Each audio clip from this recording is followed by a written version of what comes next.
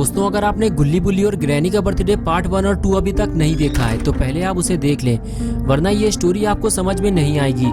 पिछली वीडियो में आपने देखा था कि गुल्ली शॉन को लेकर जैसे ही नीचे आता है तभी उसे दरवाज़ा खुलने की आवाज़ लगती है और वो वहीं रुक जाता है। लेकिन गुल्ली ये नहीं जानता कि ग्रैंडपा भी उसी की तरफ आने वाले हैं और आखिर कुछ देर बाद गुल्ली पकड़ा जाता है। ग्रैंडपा गुल्ली को देख लेते हैं। गुल्ली फौरन वहां से भागता है और छुपने की जगह ढूंढने लगता है, लेकिन ग्रैंडपा गुल्ली को कुत्ते की तरह दौड़ा लेते हैं और गुल्ली शॉन को लेकर भागता रहता है। और कुछ देर बाद जब गुल्ली थक जाता है तो वो अपने आप को ग्रैंडपा से छुपाने की कोशिश करता है ताकि ग्रैंडपा उसे देख न सके और वो शॉन को लेकर वहां से बाहर निकल सके, लेकिन ऐसा होता नहीं है। कुछ देर बाद ग्रैंडपा गुल्ली को ढूंढते हुए उस जगह पहुंच जाते हैं जहां गुल्ली छुपा होता है और आखिर फिर से एक बार गुल्ली पकड़ा जाता है। गुल्ली ग्रैंडपा को देखते ही समझ जाता है कि ग्रैंडपा ने उसे देख लिया है और अब यहाँ छुपने से कोई फायदा नहीं। गुल्ली फौरन वहां से भागता है और सीधे घर से बाहर निकलने की कोशिश करता है, लेकिन तभी अचानक से वहां ग्रैनी आ जाती है और गुल्ली को देखते ही उस पर हमला कर देती है। और अब आगे की स्टोरी देखते हैं। गुल्ली गाड़ी के पास खड़े खड़े यही सोच रहा होता है कि गुल्ली को अब तक वापस आ जाना चाहिए था। उसे यहाँ से गए हुए काफी देर हो चुकी है, मुझे अब जाकर देखना होगा। गुल्ली ने बुल्ली से कहा था कि अगर मैं आधे घंटे तक वापस ना आऊं तो समझ लेना कि मेरे साथ कुछ गड़बड़ हुई है, लेकिन अभी आधा घंटा नहीं हुआ है, इसलिए बुल्ली इतना सीरियस नहीं है। लेकिन वो ग्रैनी के घर जाना चाहता है ये देखने के लिए कि गुल्ली को कुछ हुआ तो नहीं है। लेकिन बुल्ली जैसे ही थोड़ा और आगे बढ़ता है तो वो देखता है कि ग्रैनी के घर का दरवाजा खुला हुआ है। ग्रैनी और ग्रैंडपा सामने ही खड़े हुए हैं और वो जोर जोर से बातें कर रहे हैं। बुल्ली को लगता है कि ग्रैनी का बर्थडे होने जा रहा है, इसी वजह से चिल्ली पुकार मची हुई है। लेकिन कुछ ही देर बाद बुल्ली को समझ में आ जाता है कि अंदर कुछ गड़बड़ है, कहीं गुल्ली पकड़ा तो नहीं गया, पास जाकर देखना होगा। और फिर बुल्ली धीरे धीरे घर की तरफ आगे बढ़ता है।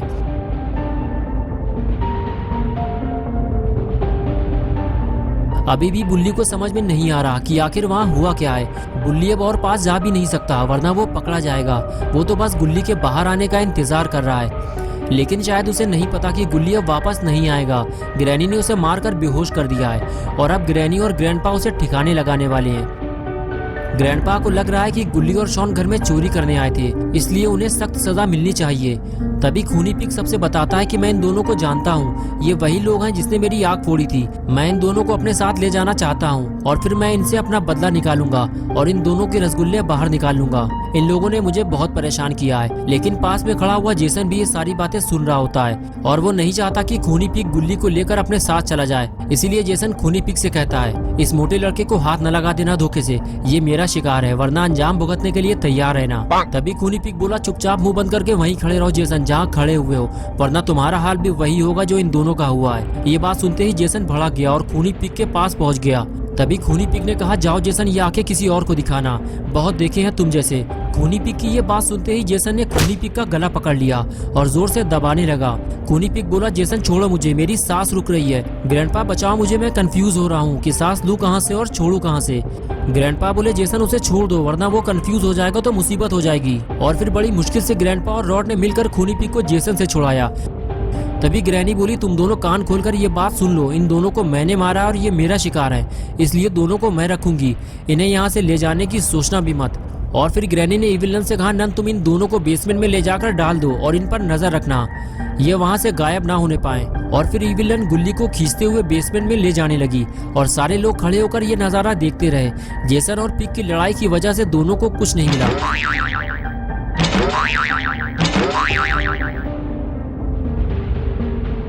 रॉड बोला, 12 बजने वाले हैं, सब लोग ऊपर चलो, लड़ाई में बर्थडे भूल गए क्या? ग्रैनी बोली, रॉड हम दोनों ऊपर जा रहे हैं, तुम इस पर नजर रखो, जब नन इसे ले जाएगी तो ऊपर आ जाना। ये कहकर ग्रैनी और ग्रैंडपा दोनों ऊपर चले गए।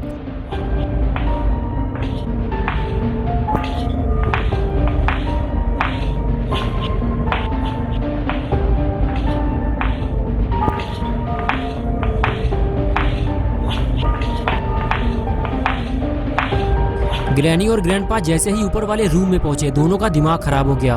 ग्रैनी बोली, ये मेरा केक बीच में से कौन खा गया? इसे तो मैं ऊपर रख कर गई थी, इसे नीचे किसने रखा? मेरा सारा केक खराब कर दिया। ग्रैंडपा बोले, जिसने भी ये काम किया है मैं उसे छोड़ूंगा नहीं, तुम बताओ तुम्हें किस पर शक है? ग्रैनी बोली, इन्हीं चारों में से किसी का काम होगा ये। ग्रैनी और ग्रैंडपा बातें कर ही रहे थे कि तभी तीनों लोग ऊपर आ गए। तभी ग्रैनी बोली, सच सच बताओ तुम में से किसने ये केक खाया है, वरना खोपड़ी तोड़ दूंगी तुम्हारी। ग्रैनी की बात सुनते ही रॉड बोला, ग्रैनी मैंने केक नहीं खाया, मैं तो नीचे था। तभी जेसन ने अपना हाथ ऊपर उठाते हुए कहा, मैं जानता हूँ उसे, अगर ग्रैंडपा इजाजत दे तो मैं बता सकता हूँ उसका नाम। तभी ग्रैंडपा बोले, बताओ जेसन कौन है वो। और तभी जेसन ने खूनी पिग की तरफ इशारा करते हुए कहा, ये है वो पापी पिग। पिग बोला, ग्रैंडपा मैंने केक नहीं खाया, जेसन झूठ बोल रहा है, ये मुझे फंसाने की कोशिश कर रहा है। तभी रॉड बोला, अरे घड़ी देखो 12 बज गए, अड्डे बड्डे शुरू करो। और फिर रॉड ने केक उठाकर मेज पर रख दिया और बाकी सारे लोग ग्रैनी को घेर बटोर कर खड़े हो गए और शुरू हो गई बर्थडे पार्टी।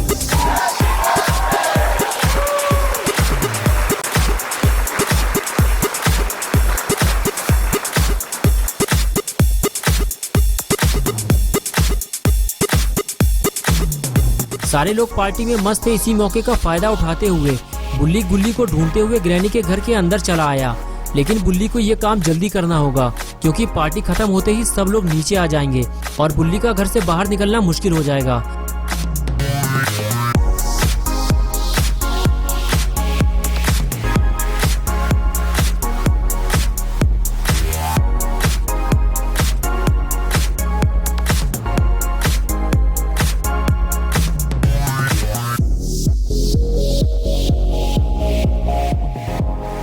ऊपर आने के बाद जब बुल्ली रूम में झांकता है तो उसे सामने रॉड खड़ा हुआ दिखाई देता है, लेकिन रॉड किसी और तरफ देख रहा होता है। बुल्ली को समझ में नहीं आता कि रॉड को कैसे बुलाएं।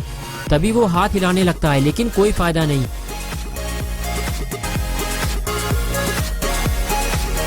लेकिन कुछ देर बाद रॉड बुल्ली को देख लेता है। बुल्ली रॉड को पास आने का इशारा करता है और रॉड बुल्ली के पास जाने लगता है।